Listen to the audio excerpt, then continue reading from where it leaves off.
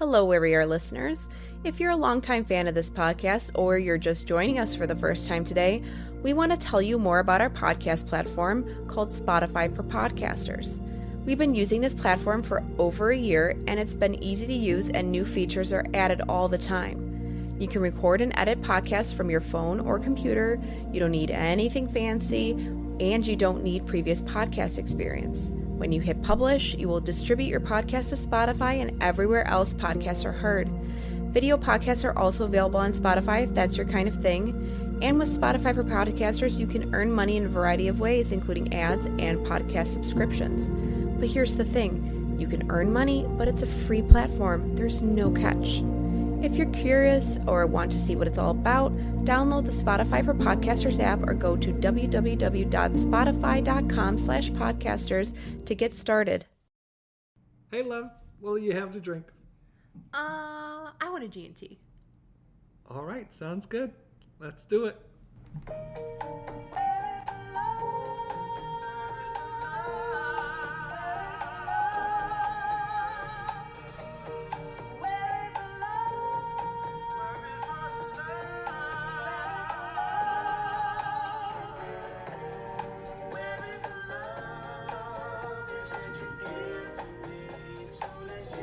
This is Where is the Love? I'm Michael Ware. I'm Melissa Ware.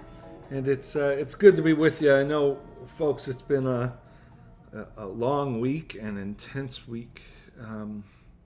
Just, watching the news. Obviously, we may have some listeners who have more personal ties. And so, obviously, we've all been praying for Ukraine, for the Ukrainian people, for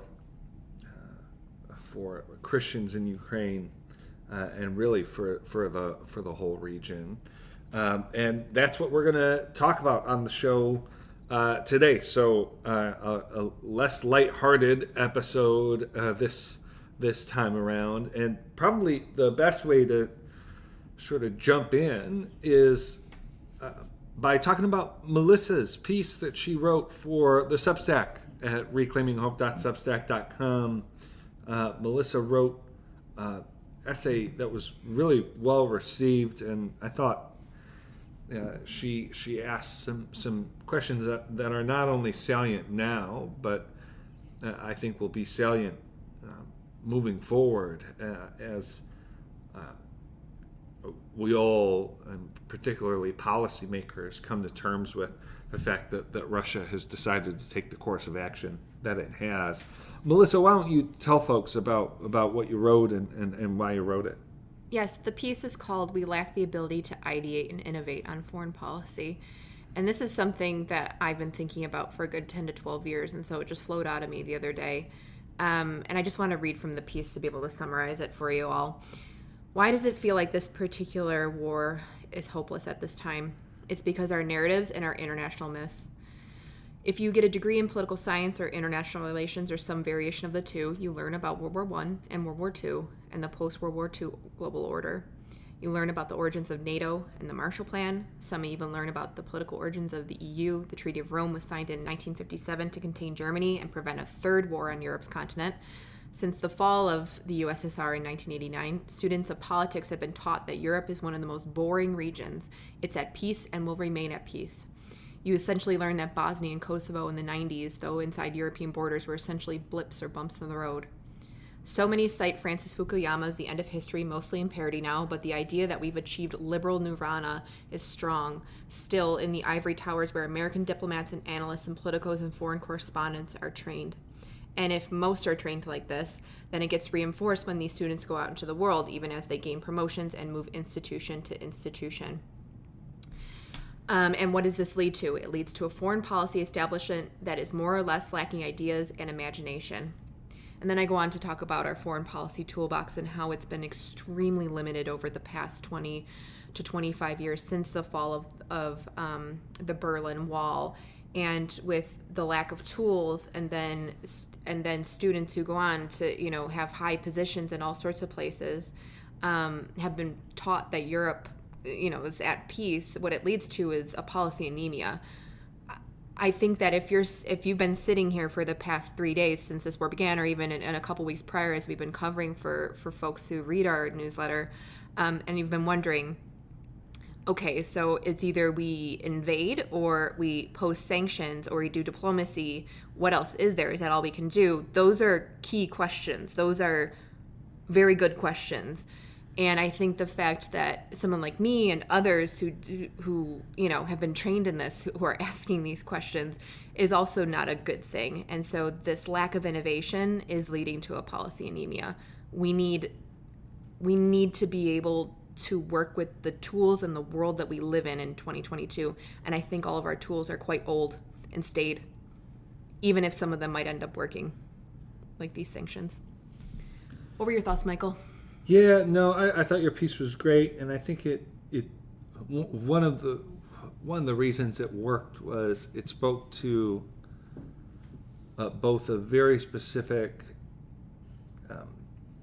sort of policy challenge that is relevant to a pretty narrow set of actors, diplomats, policymakers, the think tank sort of space, but it also, I think, spoke to so it worked on that level. I think it also spoke to sort of a popular level sense that, like, this isn't supposed to be happening anymore. Mm-hmm. The amount of times I've seen people comment that on Facebook, TikTok, Instagram, Twitter. Like, we thought we were, quote, we thought we were, beyond this. And so this the sort of anemia or complacency or just the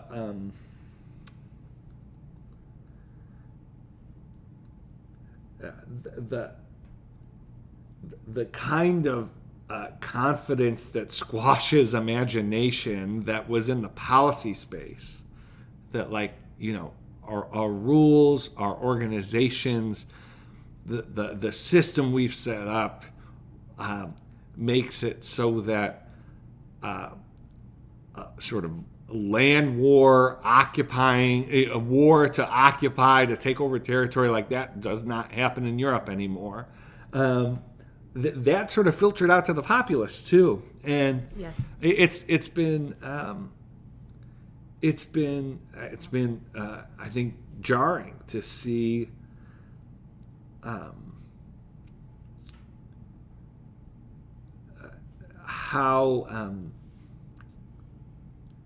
much hasn't changed right about human nature, how much hasn't changed about war. Like, people have been commenting on sort of, wow, like, we've never had this sort of view of war, like we have cell phones, and it's like, maybe we have a bit more of like a personal view, but what's been jarring to me watching this play out is the way in which war strips away so many pretenses of modern life and modern living, and it's been jarring to see fathers saying goodbye to daughters and kids huddling underground with stuffed animals. Yes, we were just watching the news a couple hours ago, and this parliamentary member was talking about how they're playing the turtle game with children and teaching them how to be a turtle whenever they would hear, a plane or a bomb nearby, so that the child would actually get into the proper, bomb position without trying to scare them. And it's the kind of thing that. And she said, in the interview, she said. She said we've had to do that quite a few times today, and it's just it's a heartbreaking thing. Yeah, and I included not to go back to the piece, but I included foreign correspondents in my foreign policy establishment because you're completely right, Michael. It's the media will cover what they're being told, and not just during time of war, but when, countries are not at war. And if the think tankers and policymakers are talking to, the media and talking about these concepts, then it will be surprising to the viewer when war does start again in a place in which you once thought was peaceful, when you're seeing a man make a territory grab, when you're kind of told land grabs are passé, they don't really happen anymore. And yes, the nature of war and unjust war, it still happens. It's alive and well. Yeah. This is human nature. And I think that this is why anybody who's sitting in the United States who doesn't exactly have a connection to Ukraine is sitting here very jarred. And so this is something that's been on my mind for a good decade now, about how we need better ideas and we need to be communicating the reality of the world. Yeah. I do think, right, just I want to move on to some other pieces, but and I know you agree here, and I agree with you. We need to, there needs to be a rethinking of sort of the foreign policy toolbox in the 21st century. The impression I don't want to give, and what I think we need to be really wary of, is that we've just yet to find the right technocratic solution to make sure that this never happens again. Oh, yeah. That's not what I'm talking about. I mean, I just think part of what we need to learn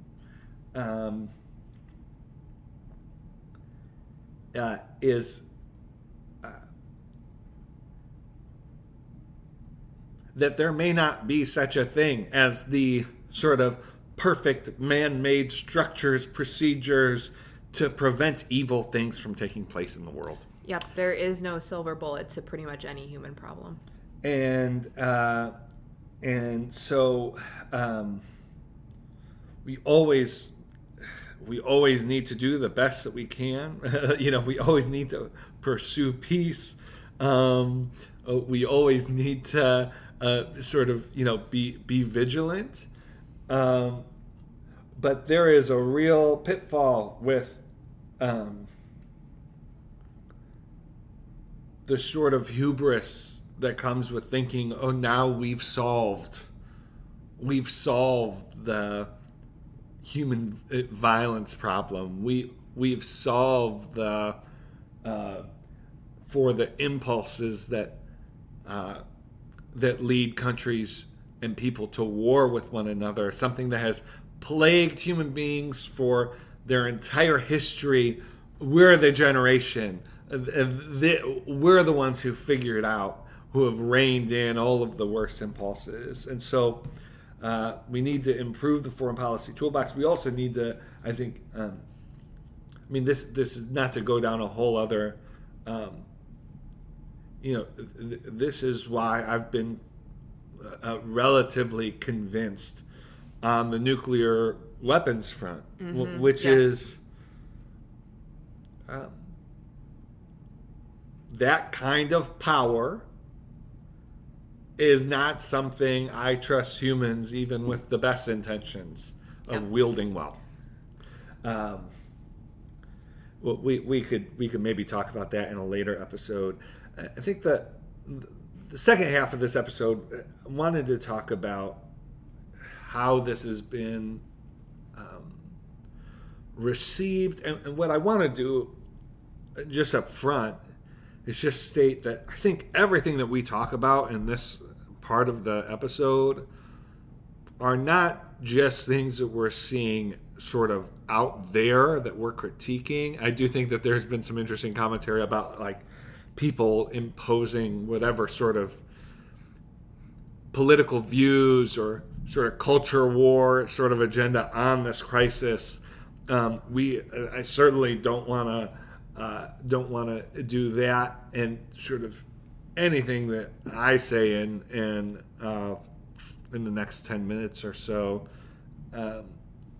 I say it in part because there are questions that I've been asking and things I've been wrestling with, impulses that I've had. But Melissa, you tweeted something really interesting about a photo that had been circulating everywhere, and just describe the photo a bit, and what prompted you to make the comment you did? Yes, so the photo that's going around on social media is a photo of a little girl and a little boy holding hands, holding stuffed animals in their other hand, and looking at a tank going by full of Ukrainian soldiers, and the little boy is saluting. And this has been shared sometimes without commentary, sometimes with a, Ukraine is so brave, or, I feel so proud, something towards patriotic ends. And I have a red line in my life where I do not want children being used in any kind of war photo, whether or not it leads towards patriotic ends that actually motivate people to, stand up and help fight. It's a red line for me. When you use children, that's when it crosses the line for me in my definition of what war propaganda is.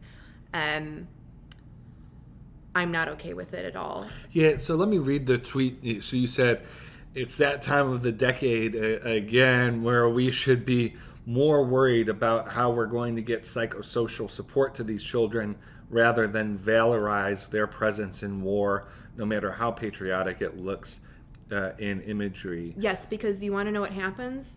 We see these images, because it's much easier actually to see images like this than actually see the video of the father saying goodbye to his daughter. Yeah. Because it's not a moving image and you don't see emotions. And these children are not facing you with their faces. It just looks like something that's proud and patriotic, like, oh, they're waving off their father to war kind of thing, how proud they must be. This is the sort of thing where you see the photo, you think, wow, Ukrainians are so brave, and then you move on with your life. And what happens is that those children are actually real, and they have to live through this. And when children are presented with any kind of image like this directly in front of them, tanks going by of men with guns, as your country's being bombed and you hear the bombs and you see the flashes of light, these children are going to be so deeply traumatized, just like the children of Syria and Iraq over the past decade. They're going to need an immense amount of psychosocial support. And so what I worry about is that we become anesthetized to images like this. And especially because what this brings up again, because Ukraine in and of itself, this whole war, Russia going after Ukraine and attacking, reminds us of the Cold War. It reminds us of World War II. What happened a lot in World War II? We used a lot of patriotic imagery about women and protecting your children and things like that. And so you think about things like, it makes your brain go back to things like that. Either you saw it in a textbook or you lived it in real life. And you just forget about the fact that these are human beings who are experiencing something horrific and will be forever changed by it and will need deep support. And we should be remembering, maybe I'll send $10 over to like that Ukraine charity or that church that's going to be helping these children get through this. Yeah, sure. I did read some, so people are sharing this now. I did read something that suggested that the photo itself was actually years old. Yep. So it actually wasn't even from this conflict, though that's obviously the impression people give, and I think that most people have when they shared it. They think this is a current photo, and therefore, like, this is how children are experiencing, and this is how the country is experiencing is experiencing this current conflict. I'm not sure I have. So I think photojournalists have like a professional obligation, etc., to take photos. I think that there are some instances where photojournalism of children during wartime has actually sort of influence reached the public, such as in Vietnam. Obviously, it doesn't mean it's sort of ethically sort of pure. I don't have. I'm just saying I don't have sort of hard line sort of prohibitions against it. What I did like about your tweet though was, and again I say this with with humility, and I don't mean to sort of just be sort of critiquing others and certainly not be judgmental. I have wondered though, Melissa,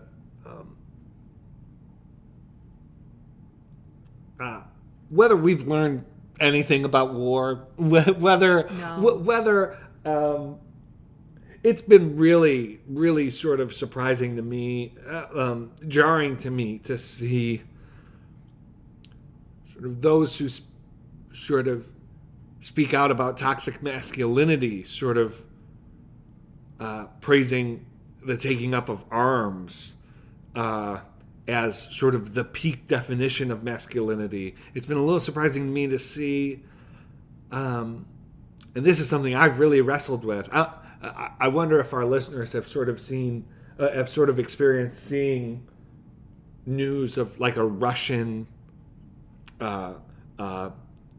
aircraft being shot down and thought like, yes. I certainly have felt that. I will say I had to like check myself. I should say I think the ethics of this war are pretty clear from what I can tell. I want Ukraine to maintain control of Ukraine. I want Kyiv to stand, and that is, in all practicality, going to require Ukraine inflicting enough damage on Russia troops that the cost of continuing to try and occupy and overthrow the head of state in Ukraine becomes too high for Putin to continue. And so I'm not trying to be sort of naive here. A just outcome here, or I don't even know if I want to use that language, but in order for the people being attacked to survive, it's going to require the aggressor to take some losses. So that's a reality. What I want to call out in myself, and what I want to just caution folks about, is this sort of jingoistic, frankly, kind of like easy, like boasting. It seems like our imagination for war has been less shaped by a conception of the dignity of human beings and more shaped by like Marvel Universe. I mean, I'm seeing people share videos of, for instance, there was a video of the I think it was a Ukraine. I think it was a ship that was under attack, and the Russians said, surrender, and the Ukrainians said, go F yourselves. Yes. People were like, oh, this is, I mean, it was like people were watching that scene in Independence Day where the guy in the airplane, drives, flies into the spaceship, and, like a big celebratory moment. I was just thinking, I don't mean to be trite or like trickly sweet. I just think we really need to keep in mind, there's not a Russian mother in Russia who I find it hard to believe there's a mother in Russia who is glad to see her child go to war for Putin's agenda and die in a Slavic country next door. That is going to hurt that Russian mother just as much as the mother of a Ukrainian service member. We've been reading stories about Russian service members being sort of sent in, and only once they've sort of arrived, once they've sort of been deployed, have they come to understand that their orders are to kill Ukrainians. And so, again, this is war. Like, there are going to be losses. I do just want to caution against some of the jingoism, and just note like how easily that sentiment transfers to scenarios that maybe aren't as clean in terms of or clear in terms of who's the aggressor, who's the clearly unjust actor, and who's the just actor, right? I mean, there are Russians who think that they're the just actor because of the information they've been given. So I don't want to belabor the point. I do. It has been jarring to see in myself and in some of the social media conversation, this sort of play out as if we're rooting for sports teams or if we're watching a movie play out, when these are our human lives at stake, and we're talking about people taking up arms in Ukraine who are, for just the last story that I'll tell us, there was and it was very moving to see. I don't know if you saw the photo of the older Ukrainian man. I mean, he looked like he could have been 70, 80 with the brown leather bag, and he said that he was reporting to serve. Yes. And like what sacrifice, what bravery, what courage. It also says something about the absolute dire straits that this country is in, and its people are in, and the fact that none of them are like the fact that they're in this position. This is the kind of bravery, this is the kind of courage that no one wants to have to display in their lifetime. So I'll stop there. But Melissa, what have you thought about some of these dynamics? Yeah, I have worked for an actual organization that does cultural diplomacy, or in the United States we call it public diplomacy. And public diplomacy is this idea that the government will put out images, will conduct, like arts programs and cultural programs and exchange programs and all sorts of things in order for people of another country to view that country favorably.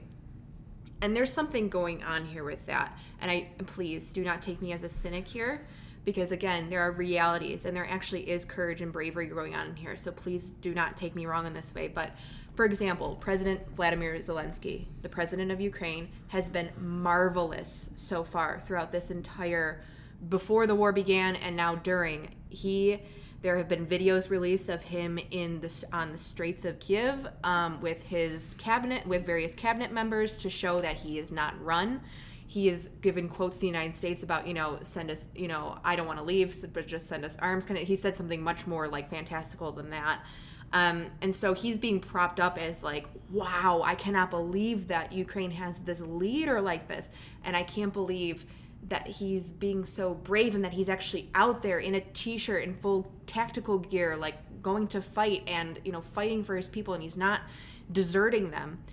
All of those things are true. And I think what's going on here in a lot of ways is that several things can be true at one given time. Yes. So President Zelensky, he's a politician. He's a former actor who played a president during crisis times. And then you have this public diplomacy element, and all those things exist, meaning that a lot of these images and these videos are being released in calculated ways, right? Are being purposely released. They're, some of this is just, a random, Ukrainian who happens to be on the street is releasing whatever they've seen, but the president himself, his team is releasing these things because, yes, he wants to provide courage and bravery to his people who are having to take up arms, the 67-year-old having to take up arms, the couple who just got married yesterday because they don't know if they're going to live and they're going to go fight together. Like, he needs to provide that leadership to his people so that they actually will go out and fight. But Zelensky does understand his role perfectly. He is brave and he does believe the things that he's saying, but he also is playing the role of a president, of a leader. These things are calculated. There are public diplomacy aims here. And so that's not, I'm not trying to take a cynical take here, but again, it goes along with what you're saying with, like, again, my reactions as well. You're not the only one experiencing this, of when you do see like him standing out in the streets, you get like this sense of pride. But a lot of this, it's decades and decades of glorification of war. War has been glorified time and time again, every single time it happens. And then in our current age, with like the amount of hyper-connectedness we have, like, and video games and things like that, movies, people feel like they're watching a video game rather than watching actual people. Yeah. That's what it can feel like. You're almost kind of like having an out-of-body experience, looking at it from above, and it's not actually real and happening. It's a strange dynamic, and if you're feeling like the same way as Michael and I are when you see these images, and sometimes they're like, yeah, go get them kind of thing, you have to step back and say, hold on, what am I actually seeing here? What are the actual human consequences? Should I be reacting in this way? those are good questions to be asking yourself. Yeah. Because then what you do is you're fighting against these, I think, human inclinations, but also environmental, and the culture a lot of us have grown up in not just the United States, in a lot of countries, sort of fighting against this glorification of war, I guess is how I can sum it up. Yes. So two things. One other sort of thing I want to say on the toxic masculinity piece, which is like, my understanding is that like part of the argument that sort of folks make is that yes, masculinity is defined by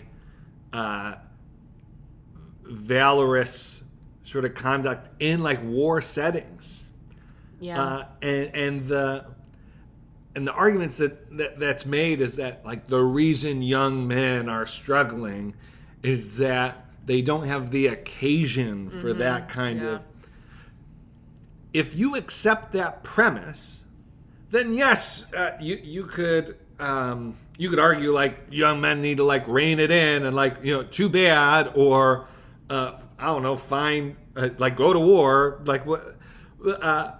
But the other way that argument goes is with vigilantism. Like that's exactly like the sort of sentiment that like when you tell the story that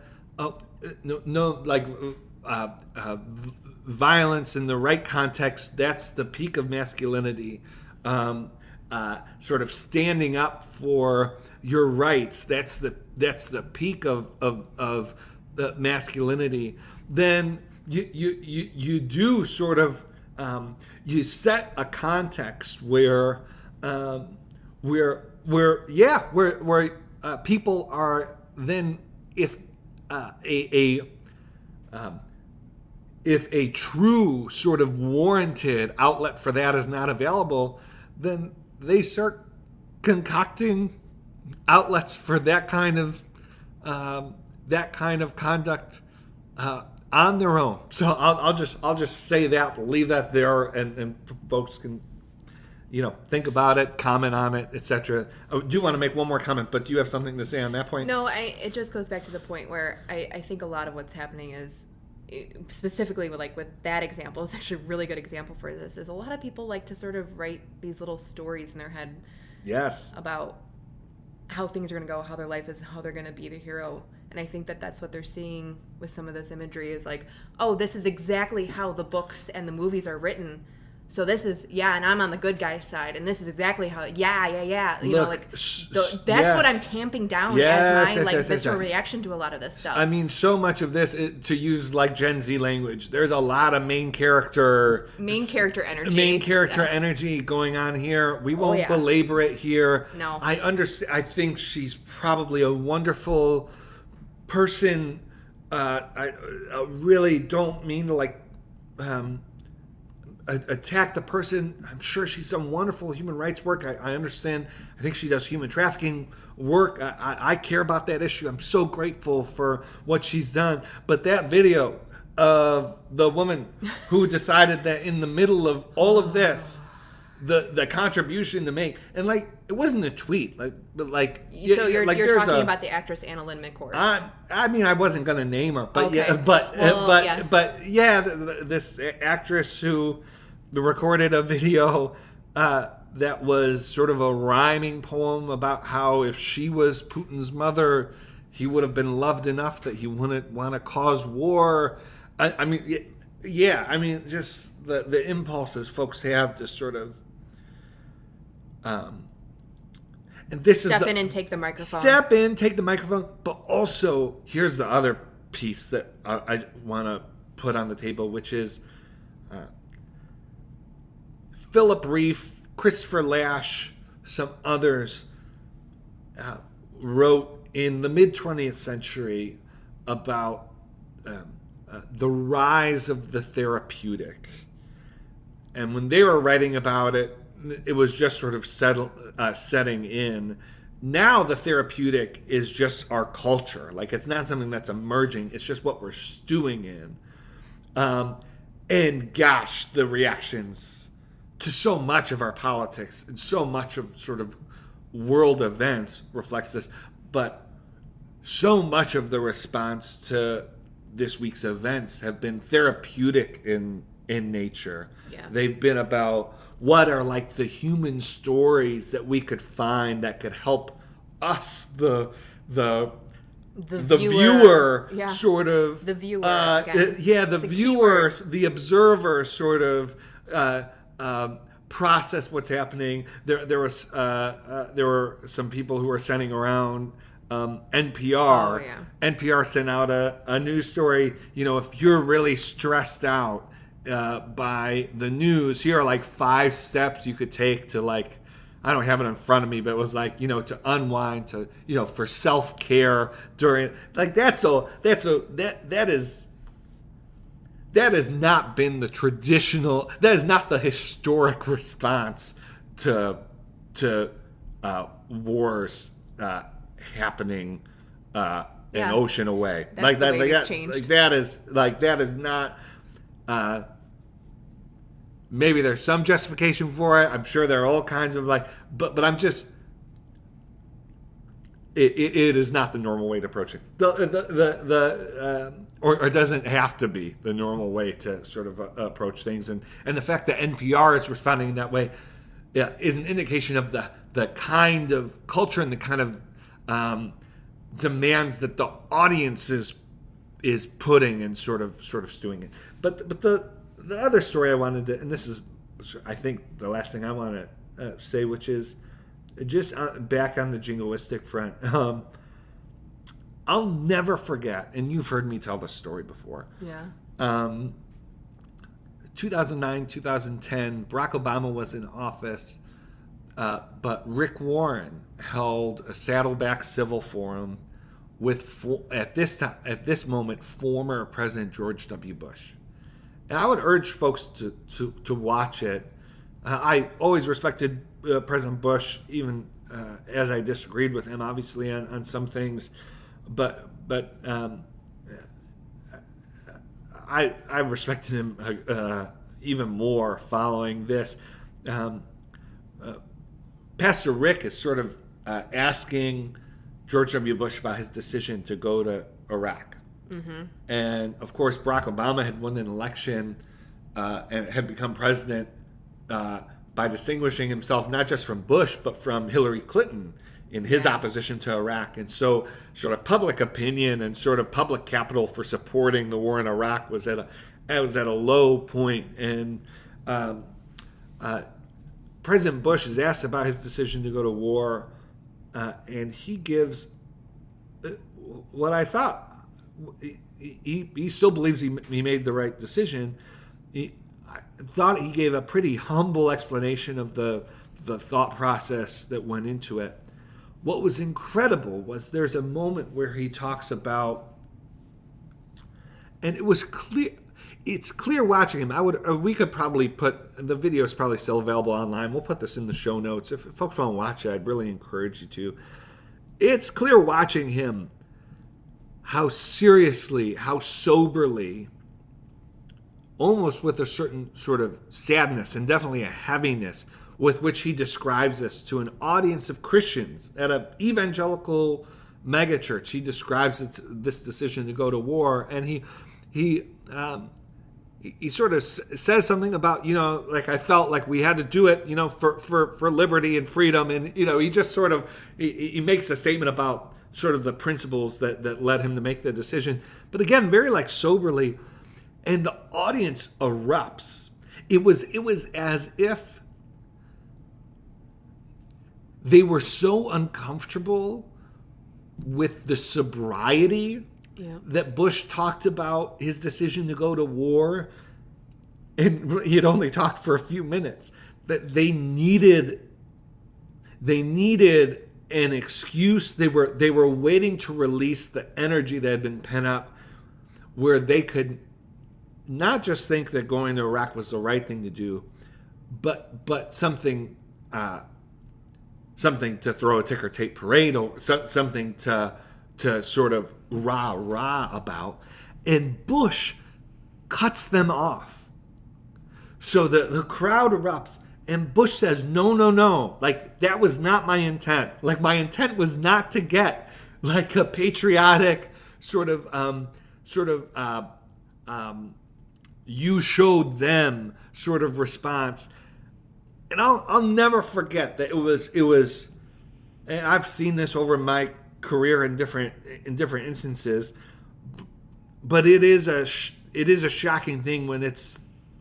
And in some ways, maybe it shouldn't be shocking, but in this it was. It was an evangelical church.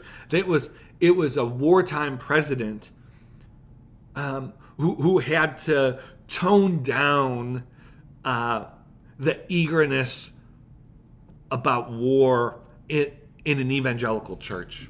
And I'm saying, look, I think pray for Ukraine. Again, sort of just practically speaking, Ukraine surviving entails losses. But Dallas Willard was once asked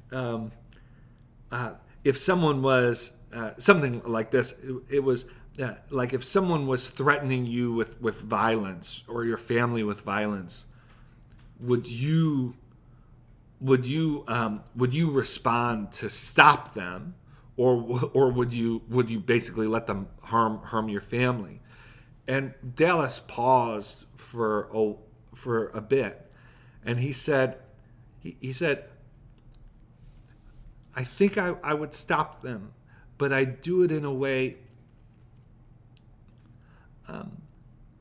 I do it in a way. I do it without anger in my heart. I do it as the best available option for their good and the good of others involved that was possible.